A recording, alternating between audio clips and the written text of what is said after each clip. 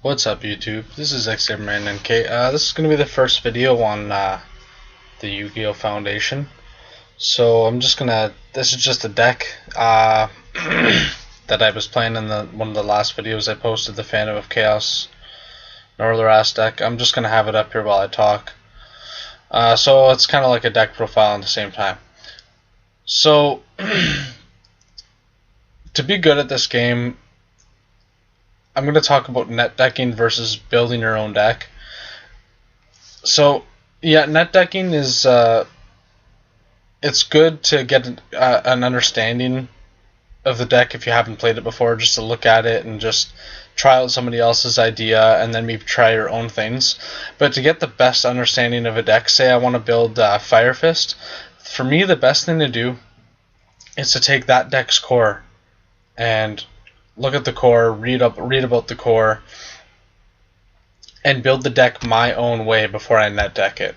That is the best way to learn how a deck works together on its own, because you try out your own card combinations and your own tech choices and your own style of playing with that deck. Whereas, like, if you net deck someone else's build, they already did that with that deck, and it might fit how they play the game, but not how you play the game. So net decking isn't always the answer. Building your own creation from start to finish is the best way to learn how to play this game. When you build your own deck too, it helps you improve playing with the deck, because when you build your own deck, you have a better understanding of what's in your deck and how it works together, and it generally just helps you get better at the game on a whole. Good thing to do while building your own deck too is even rereading the rulebook, because that might give you an understanding of the different card interactions in your deck, how they work. So, and then when you start to build your deck, there's a couple important things you need to go by. The first thing is your deck needs to have a win condition. So this deck's win condition, for example, is Northern. If you pull that off, you usually can win, because you can get out a big synchro with the Malicious and the Plague. Now the next thing is deck's consistency. You need to make your deck consistent at pulling off its win condition.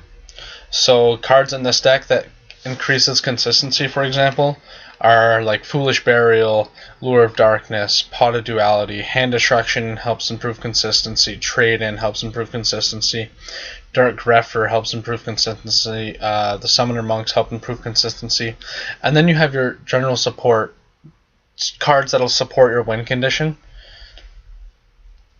and cards that you can use that if you don't have your win condition, you can still win the game. But generally, if you're not getting your win condition, it's kind of hard for you to win the game. So that's basic deck building, like really basic deck building. The main thing is not net decking. That is the best thing you can do. I preach it. It is the best thing you can do. Learning how a deck works on your own. And like I said, reading the rulebook. So that's the first step at becoming better at this game. Once you can learn your own deck, build your own deck, it's going to be easier for you to keep building your own decks, because you start learning how different card interactions work. What cards work with certain archetypes or certain win conditions and support them. So like in this deck, I found that, of course, the Plague Spreader, Malicious, Grepher, they support this card's win condition, because you need to get Sky Scourge Northern to the grave and get your Phantom of Chaos. Also, Lavalval Chain is one of the big factors in this deck's win condition.